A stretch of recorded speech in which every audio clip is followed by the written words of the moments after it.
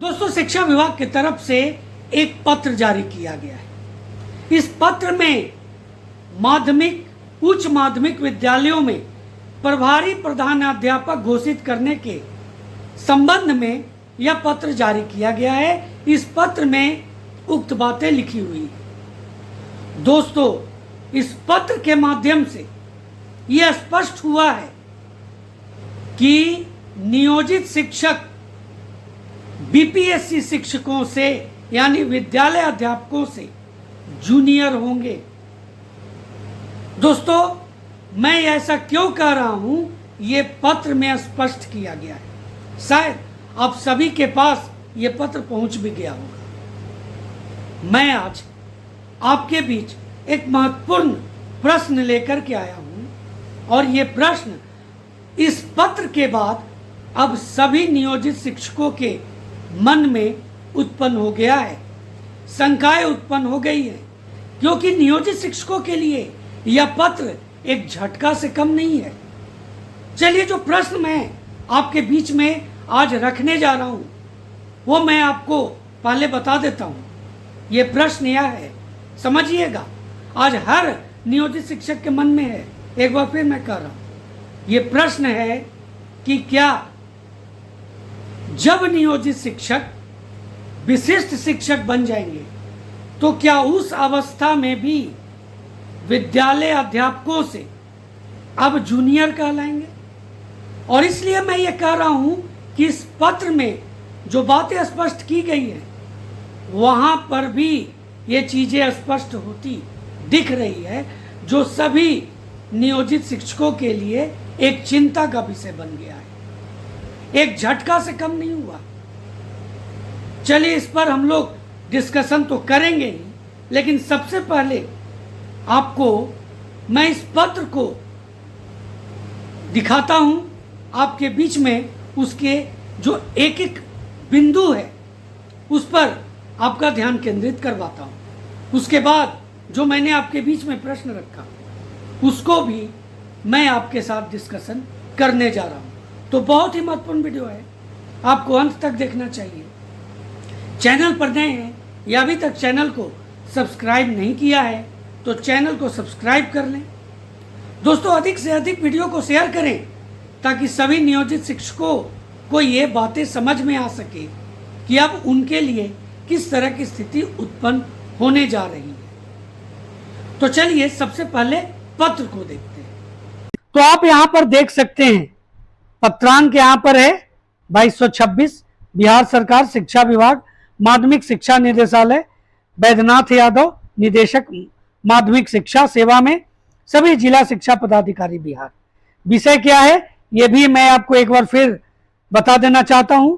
माध्यमिक, उच्च माध्यमिक विद्यालयों में प्रभारी प्रधानाध्यापक घोषित करने के संबंध में उपयुक्त विषय विभिन्न जिलों के जिला शिक्षा पदाधिकारी द्वारा माध्यमिक, उच्च माध्यमिक विद्यालयों में नियमित प्रधानाध्यापक के पदस्थापन नहीं होने की स्थिति में किस कोटि शिक्षकों को प्रभारी प्रधानाध्यापक घोषित किया जाए से संबंधित मार्गदर्शन की मांग की जा रही है।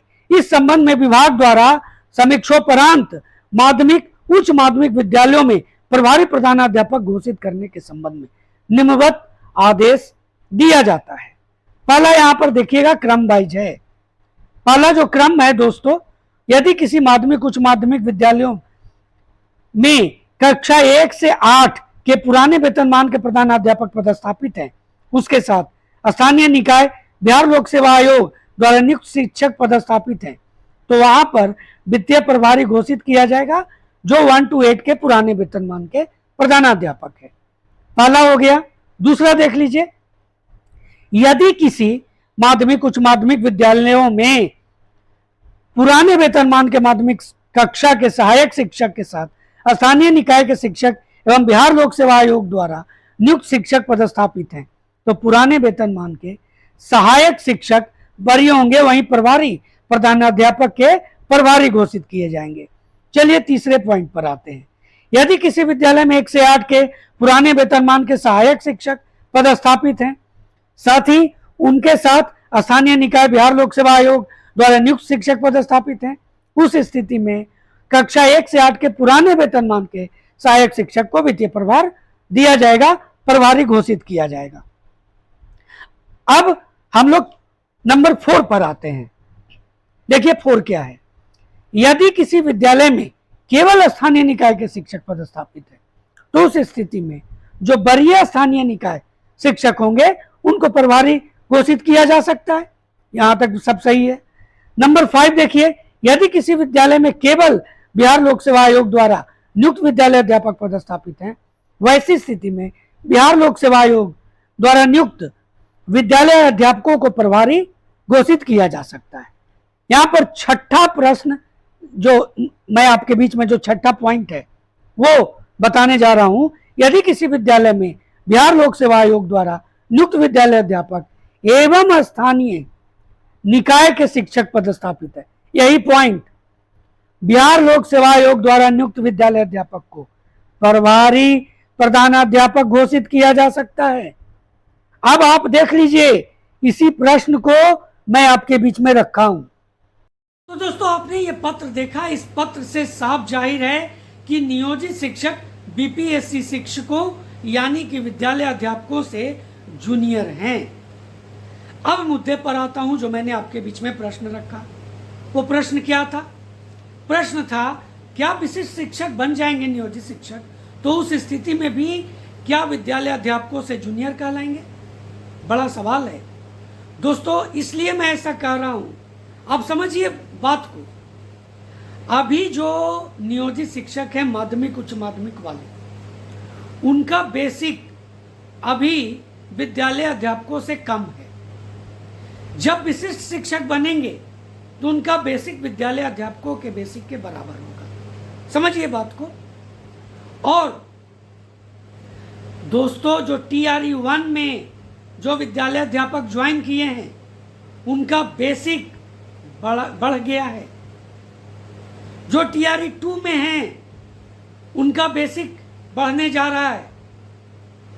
अब ये स्थिति आप समझिए कि आप जब ज्वाइन कीजिएगा, विशिष्ट शिक्षक बनिएगा, तो आपकी गिनती उसी डेट से होगी।